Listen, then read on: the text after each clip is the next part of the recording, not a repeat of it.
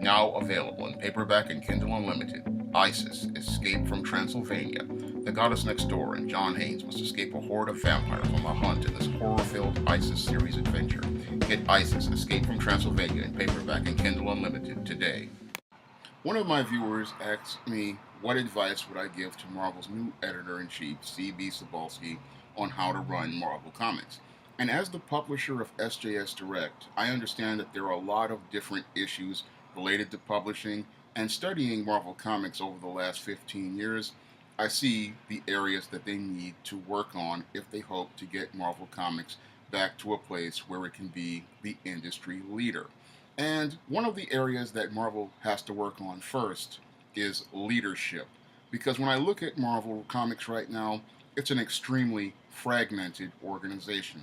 And the main reason why it's a fragmented organization is due to the ineffective leadership of Axel Alonso and Joe Quesada before him. Because when it comes down to both of these individuals, they just did not have the publishing experience to understand how the publishing business worked.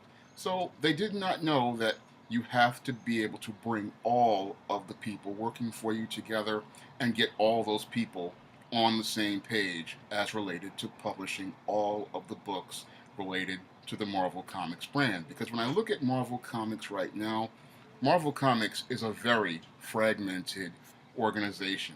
And the reason why I say it's a fragmented organization is because when I look at groups forming like this milkshake clique and people like Mark Waid just going off on tangents, it shows me that leadership in editorial is not making efforts to bring everybody together to be on the same page.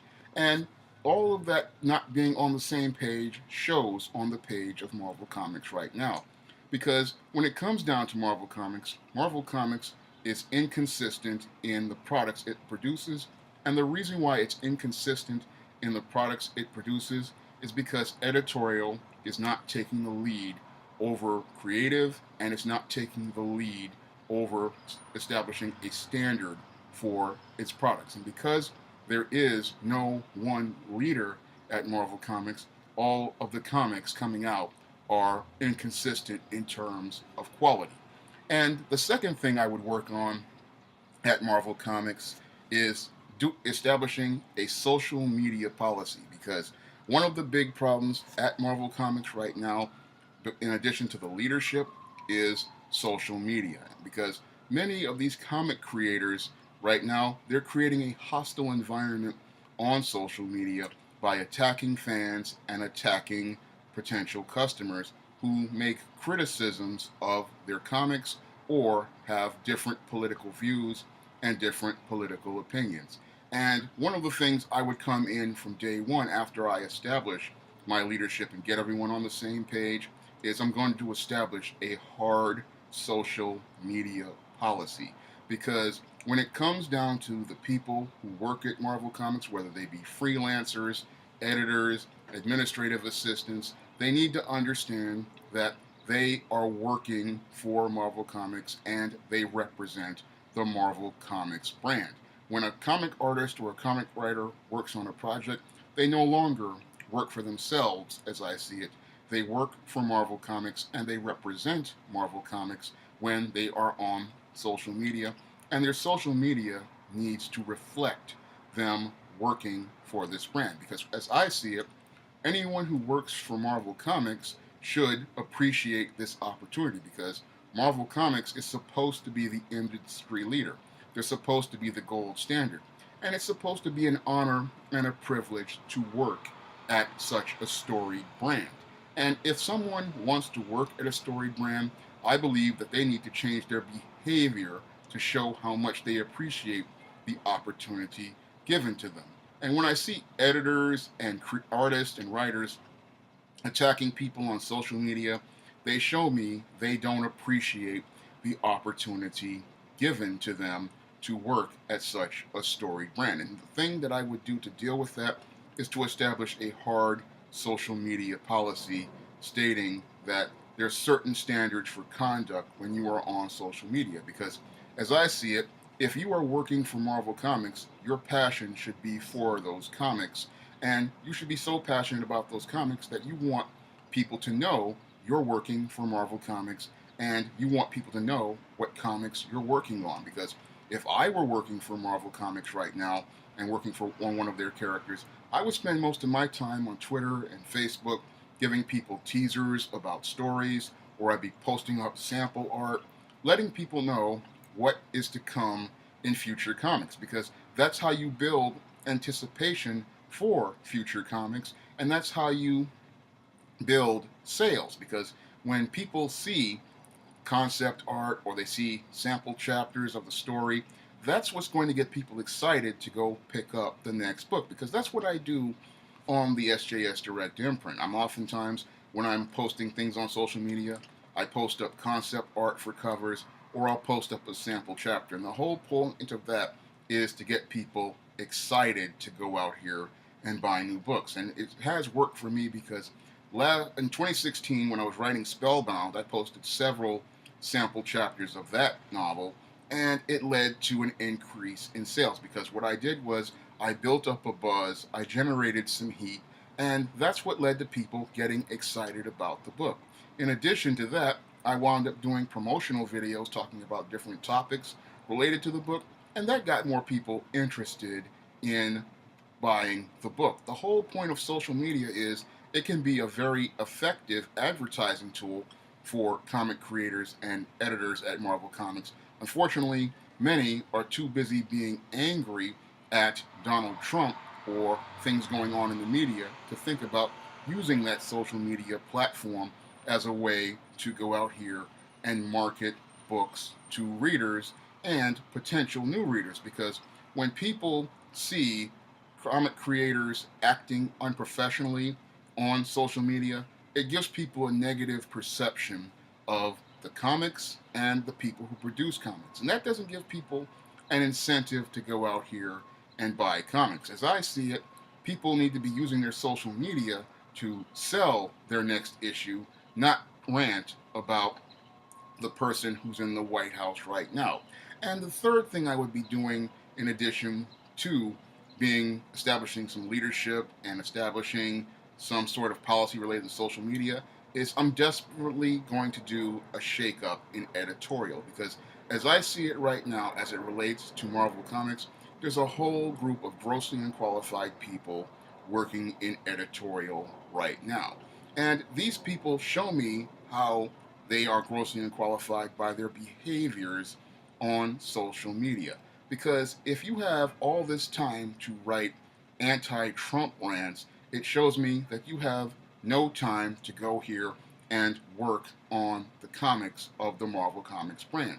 And I really, as an editor, if I was editor-in-chief, I would have no problem terminating these people, because clearly they're showing me they have absolutely no passion for Marvel Comics, the characters of the Marvel Comics brand, or the privilege of working at Marvel Comics. Because if you can sit there and go on spend your time on social media arguing with comic fans and writing anti-Trump rants, you show me that you're not really interested in comics, you're not interested in working in comics, and you're not interested in promoting comics. Because when it comes down to publishing, there are so many passionate people out here who would love an opportunity to work in comics. I would rather bring those people in to create a harmonic environment than to deal with toxic people who have no interest in comics and really want to be someplace else. As I see it, if you want to be in comics, you need to be working in comics. I mean, if you want to be here, you're going to show me you want to be here, and you're going to show me you want to be here based on your actions. And when I look at the behaviors of many of these people who are working at Marvel Comics right now in editorial, they really show me they have no real interest in working in comics. And the faster I get rid of those people, the better, it is for everyone at Marvel Comics. Because as I see it, the people who should be at Marvel Comics should be the people who love comics, the people who have been reading comics for years, and the people who know the characters, love the characters, and care about the characters. I myself have known a lot of these characters since I was 4 years old, and I've been reading comics for all my life. So I have a lot of passion for comics. And when I look at who's working there right now, a lot of these YA authors who know nothing about comics, they are really sucking the energy out of the room, and their negative energy is reflected on the pages of those comics, because I see a lot of comics that are really uninspired coming out these days, and I'm seeing a lot of comics with really bad storytelling in the pictures in these pages at Marvel Comics. And I believe it's time for those people to pack up their bags and find some other place to go and bring in some people who really love this industry, love this hobby, and love this craft, and want to show how much they love it by presenting that on the pages of a Marvel comic.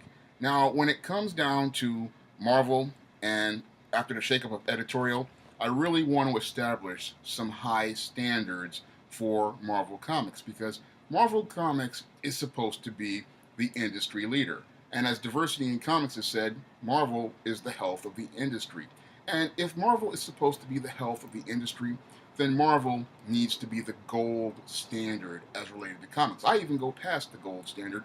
I say it needs to be the platinum standard as related to comics. And when it comes down to Marvel Comics, as I see it, creators need to step up their game if they want to be a part of Marvel Comics, and they want their comics published with the Marvel Comics logo on them. And when I look at Marvel Comics these days, I'm seeing a lot of creators who are not trying to elevate themselves. Because I look at Erica Henderson's sloppy work on Squirrel Girl, and it's really of poor quality. It's not, as I see it, something that is Marvel level quality.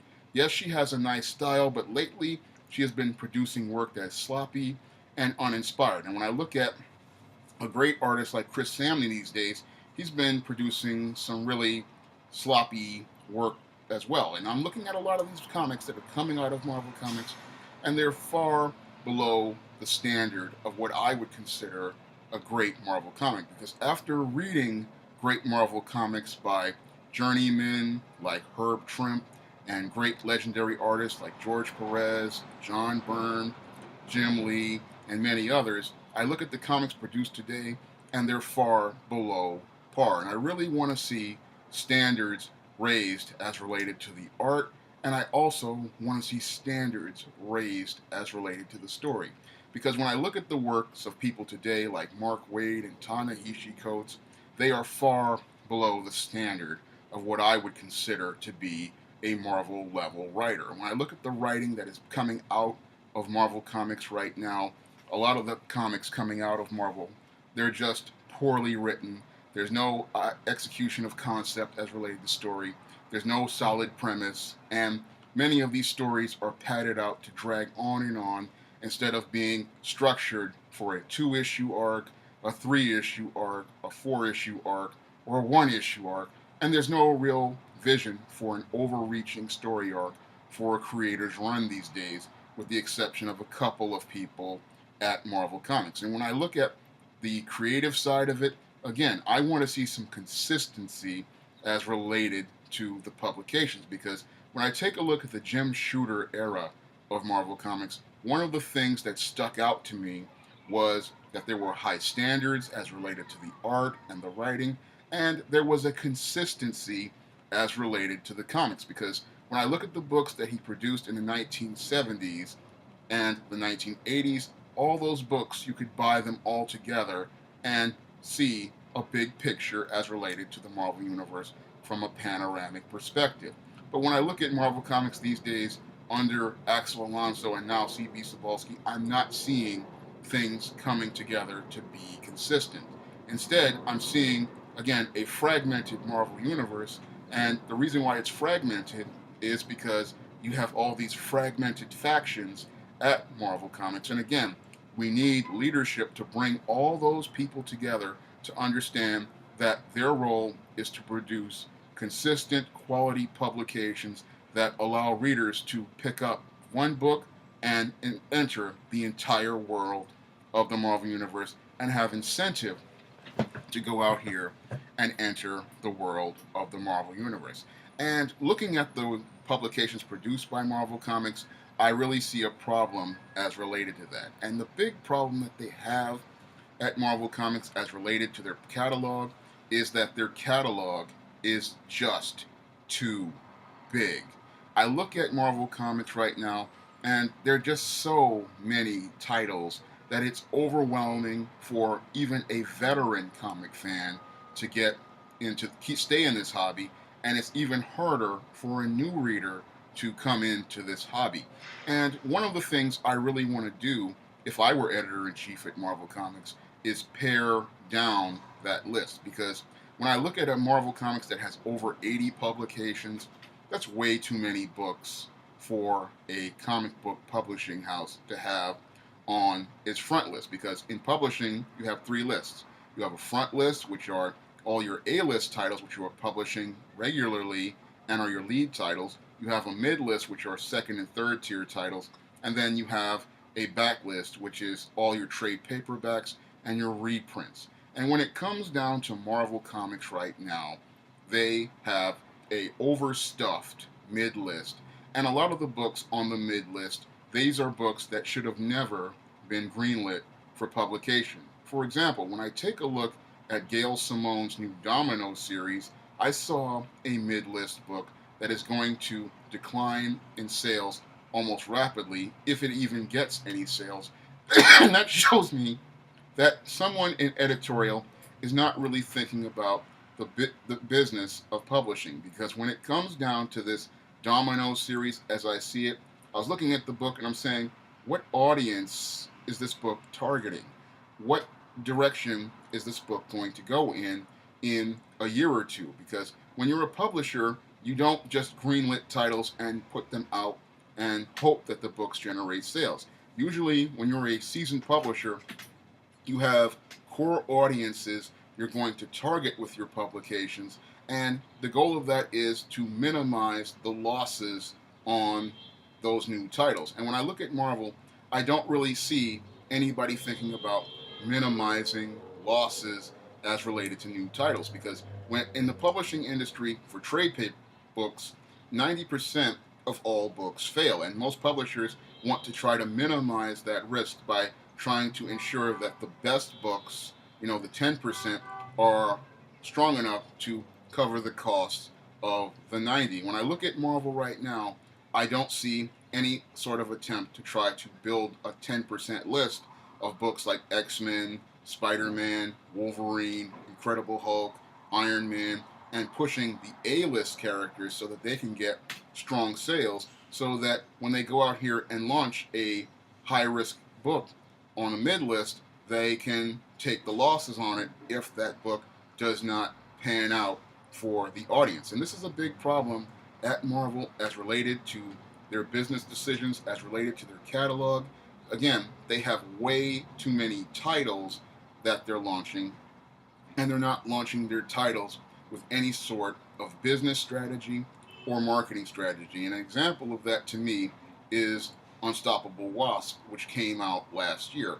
Here we have another book that is launching with a lower tier character, and they're launching a book with a lower tier character that is a brand new version of the character. No one knew who Hope Van Dyne was, and no one had a reason to care because of the sloppy execution of concept. As Chuck Dixon has stated about introducing new characters, he says that you have to build a new character up in an existing series. And I didn't see that done with Unstoppable Wasp. They just brought out this Hope Van Dyne character and then just stuck her in a series, and then they didn't execute on, in addition to not executing on concept, they did not give you a reason to care about this character, because she had no enemies, she had no rogues, she had no challenges to overcome, and that didn't give readers an incentive to go out and buy the character. And that was one of the core reasons why that book failed, and that's a core reason why many books are struggling and many books fail, is because when it comes down to leadership at Marvel, they really don't treat the publishing business like a business. And that's why I say that the catalog needs to be pared down to about 16 titles and 8 or 9 limited series. Because when it comes down to making comics accessible for regular readers and new readers, the fewer amount of books that are out there increase the value of those books to the readers, and that increases demand for those new books. So when you have over 80, 90 books, that doesn't give readers an incentive to go out here and buy comics because they are so overwhelmed by all the choices, they don't they start losing interest in comics. So what I want to do, if I were the editor-in-chief of Marvel,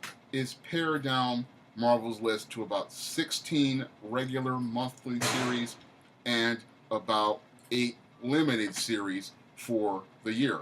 As I see it, working at Marvel Comics is a privilege, and working to produce Marvel Comics should be an honor, and you should be wanting to earn your way towards working on a Marvel comic. And that's the way I see it as related to Marvel Comics. And paring down the list establishes a high standard, and it also motivates people to be passionate about the work that they produce because they are knowing that there aren't that many Marvel comics being produced, and the opportunity to work on a Marvel comic is a privilege and an honor. And they're going to try to step up their game to improve the quality of the books that they produce at Marvel Comics. And that's something I would want to see done as related to Marvel's catalog. Because again, as I look at their catalog right now, it's just got way too many mid-list books. And those mid-list books, they are dying on the vine. The America Chavez's, the Unstoppable Wasps, the Dominoes, and many Ms. Marvel and many of these other books, they just don't meet the standard for Marvel Comics, and the quality of the work produced in those Marvel Comics is just far below par. And if I were editor-in-chief, a lot of those books would just wind up getting cut because they're just not on what I consider the Marvel Comics standard. As I see it, the Marvel Comics standard needs to be higher, and it needs to be something that Stan Lee could look at and be proud of. Because when I look at the comics Marvel's producing right now, they are far below the standard of what Stan Lee produced back in the comic book slump era of the 1950s, and way below the silver age of Marvel Comics. Now, in addition to paring down that list, I really want to do something about distribution, because one of the big problems with the comic book industry, as I see it, is the archaic distribution system. Diamond Comics has had a monopoly on distribution for the last 20 years. And over the last 20 years, it's just comics have not been able to grow and expand with Diamond's distribution. And one of the things that I believe that comics desperately need to do is they need to understand that the direct market has gone about as far as it has possibly gone, and it's time to start thinking about introducing other distributors like the Hudson Group into the mix for comics. And the only way we're going to get distributors like the Hudson Group and others to come in, like Hatchet, is to bring back returnability. And one of the things I want to see the comic industry do if I were an editor-in-chief is focus on making comics returnable again. Because if we make comics returnable again, that opens up the marketplace, of retail at drugstores, supermarkets, Walmart, Target, and other retailers out there. And the whole thing with returnability is it opens up new marketplaces, and it allows us to access a whole new audience of readers. Because one of the core reasons why the comic book industry has not grown is due to the fact that the industry is nobody sees the Marvel comics because the Marvel comics aren't in places people are. And retailers don't want to stock anything without returnability. And I believe returnability is a good thing because it gives comic publishers like Marvel an indicator to what's actually selling and shows us what is selling in real time, because returned books show the publisher what actually sold. And what comic publishers right now are focusing on with Comic-Con, primarily is orders. And I really don't want to focus on orders because in trade publishing, nobody focuses on orders because orders don't actually mean sales. Sales are what drive the publishing business. And if a book isn't selling, that book usually winds up being discontinued in 6 months in trade publishing. And as I see it, with the comic publishers, they need to focus on sales. And this is one of the things that it would be the core foundation of my vision for Marvel Comics from editorial to the artists on social media is focusing hard on sales because when I'm on social media, I focus hard on sales. That's what I focus on when I make videos. That's what I focus on when I go on social media like Twitter and Facebook. I'm primarily promoting every day and trying to get people excited for the books because a publisher's main goal is to get more sales and to increase sales. And as I see it right now, Marvel's sales are absolutely unacceptable. I mean, books that sell 20,000 is not a number I aspire for. What I aspire for are books, especially A-list books like X-Men, Spider-Man, and Iron Man, doing at least 100,000 minimum and pushing forward because if these characters are so popular in the movies, they need to be just as popular on the stands as related to comic sales. I want to see these books break 100,000 and start shooting towards the 200,000 mark of the 1980s. Now, a lot of people would say that's being unrealistic, but when I look at how popular these characters are and how they have endured, that number should be something we should have. I mean, if these characters are making hundreds of millions of dollars at the box office, then they need to be making hundreds of thousands of sales in not only comic shops, but in retailers across the country. And for comics to have sales this poor, that really shows me that there's nobody at Marvel Comics right now who has the vision to get comics in the hands of all those potential comic fans in the 21st century. And it's a shame that that opportunity was missed because these characters are making billions of dollars in movies and merchandise sales, but they're not getting new readers to come out and pick up the comics. And that's due to, again, the editorial at Marvel having no vision and having no leadership. If I were the leader, I would be focusing on trying to increase the sales of comics to new readers, and I would be focused on trying to connect new readers to it because this is, as I see it, the opportunity of a lifetime. And because so many people are writing rants about Donald Trump on social media, they don't see that they're missing the opportunity to reach an entire generation of new readers and reconnect them to comics. Now, one of the other things I would focus on as editor-in-chief, in addition to dealing with the distribution issues, is helping out all those comic shops out there. And 50 comic shops closed last year, and Marvel lost 10% of its market share due to the inept leadership of Axel Alonso and the mismanagement of Marvel Comics' incompetent editorial staff. And a lot of those comic shops, a lot of those shops could have been saved had Marvel Comics been producing a lot of quality publications. As Diversity in Comics has stated, Marvel is the health of the industry, and Marvel right now is killing comic shops with horrible storylines like Secret Empire and sloppy work like Mark Waid has produced in Captain America and many other titles like The Champions and The Avengers. And that, to me, is unacceptable. So I would like to help comic shops out by not only increasing the standards for Marvel Comics, but also offering returnability to them as well. Because as I see it, it's just not fair for comic shops to have to sit on stacks of unsold inventory. Because I know a lot of these comic shops, these guys, they're working hard every day, and they have to go out here and order these comics, and whatever doesn't sell, they're stuck with. And they have to take losses on every book that winds up in the dollar bin, the 50-cent bin, and the quarter bin. And as I see it, they shouldn't have to take losses on those books. If those books aren't selling, then they should be able to ship them back for credit on next month's issues. And the publisher should eat the costs on those books.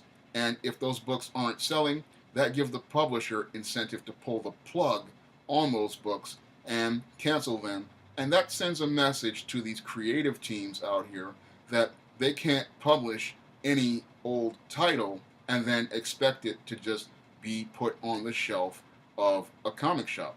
And I'd also like to give comic shops the option of ordering a la carte, meaning that if they feel a book isn't selling, they shouldn't have to order that book or feel compelled to order that book, because if something isn't selling, they shouldn't have it on their shelf space. I understand that shelf space in a retailer is extremely limited, and I understand that shelf space is something that you earn by going out here and producing quality work.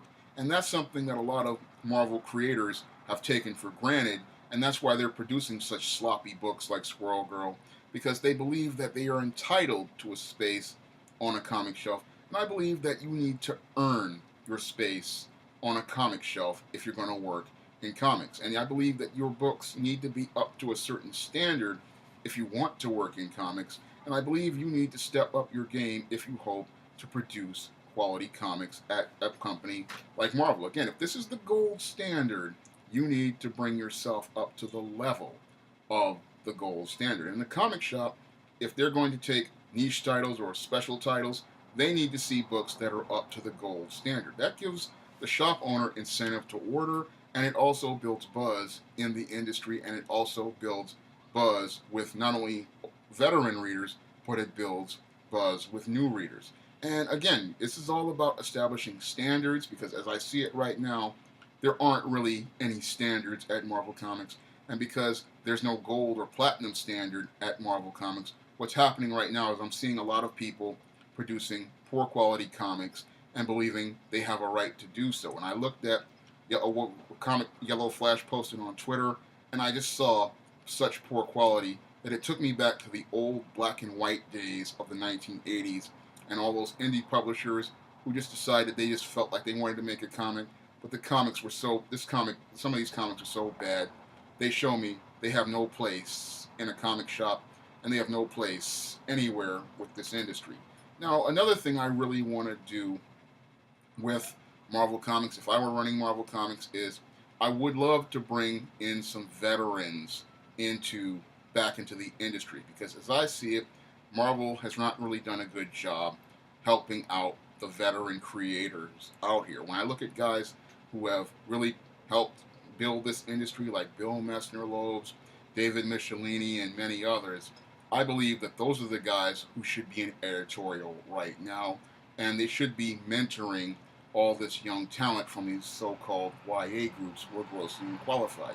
And the reason why I believe that they need to be in leadership positions is because these guys are seasoned comic creators. They know how to meet a deadline, and they know the characters, they know the craft, and they're sitting on the sidelines, and we have all these inexperienced people working in the industry when they need to be working in editorial, teaching and mentoring the next generation of comic creators. And one of the things I would do if after I shook up editorial is go out here and try to recruit those guys to be a part of the editorial team and have them try to help rebuild the structure of Marvel Comics and try to establish a standard for Marvel Comics that is on the same level of Stan Lee and meets the mission that Stan Lee and Jack Kirby established all those years ago when they established the Marvel Universe as we know it today. Because as I see it right now, the veterans, they're sitting on the sidelines when they need to be in the bullpen. And the reason why they need to be in the bullpen is to keep these characters consistent and to show people what's great about these characters, and to try to teach a lot of these young people that their brand new ideas really need to be vetted, because they really don't understand this publishing business. And one of the things I would love to do is reach back for many of those old veteran creators, because these are the guys who went out here and created some of the greatest characters in the Marvel Universe, created some of the greatest stories in the Marvel Universe, and I believe the greatest way to pay respect to those men and women is to offer them an opportunity to work in editorial, helping to keep these characters consistent and to mentor a lot of these newer, younger creators on the craft of comic book creation. And when it comes down to bringing in new talent, I see a lot of great talent in the comics, but I don't see them working at comic publishers like Marvel, DC, Image, or Dynamite, or any of the other Dark Horse. What I see is a lot of comic creators who have become frustrated, and they've left the whole idea of working in comics to go work in web comics or to create self-publications like Diversity in Comics and Jawbreaker's graphic novel. And I see so much talent out there, and as I see it, it's time to bring some of that talent into the pool for Marvel Comics. And one of the things I would do if I were editor in chief is I would try to recruit a lot of this great talent I've seen out here working the cons in the art rooms for commissions. A lot of those writers who I've seen out there, you know, putting their work up self-published, a lot of these web comic guys out here, I would be trying to recruit that talent for to create the next generation of Marvel Comics. When I see people like Bill Walko from the Hero Business, Mike Williams who does the Deke Sledge strip, R.K. Milholland who does something positive, and many others, I see their work.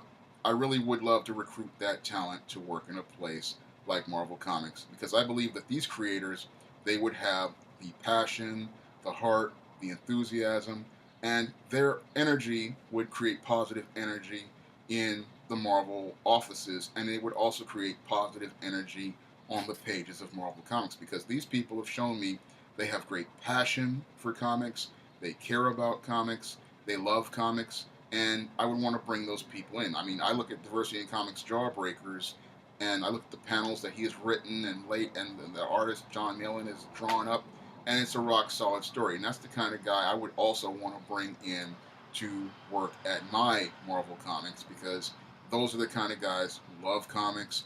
They want to be here. They care about comic books, and they really want to produce quality comics. So I would love to bring those creators in to work at Marvel Comics because they've shown me with on their pages that they can produce quality work consistently. And when it comes down to diversity, I would like to make an effort to try to reach out to many of the qualified Black, Latino, and Asian creators out there. I mean, when I look again at people like Chris Miller and Mike Williams, who creates a Deke Sledge strip, and Just Some Guy, I look at their artwork, and again, I see talented creators of color who I want to bring in to a Marvel Comics. And these are guys, again, who I believe who would appreciate the opportunity given to them to work at Marvel Comics, and they would try to take the characters to the next level as they took their craft to the next level. So when I look at comics, when diversity, I want to bring in a lot of top qualified talent. And these are people who have shown on the pages of their work that they can craft a solid story as related to script, and people who could go out of their way to create great panels that are very dynamic and inspired. And I believe that these are the areas that Marvel Comics desperately needs to work on. And if I were C.B. Cebulski, I would be working on those areas. And if I were the editor-in-chief at Marvel, this would be my vision for rebuilding Marvel Comics because as the editor-in-chief, I would see myself as someone who was a diplomat to the comic fans, an ambassador of the brand to the general public, and someone who is looking to build bridges to the Marvel brand, the Marvel characters, and building bridges and connecting people to these characters and what makes them great, because my ultimate goal as an editor-in-chief at Marvel would be to make comics great again and make comics great reading for readers of all ages all across this world. If you'd like to try some of my SJS direct publications and see what's great about them, you can click the link to Amazon.com And there you will be taken to see the books of the ISIS series, the Esteem series, The Temptation of John Haynes, and the Spinsterella trilogy. And if you want to help me make more videos like this, you can donate to my Patreon by clicking the link in the description box. That's all I have to say for this video. You can comment, rate, and subscribe.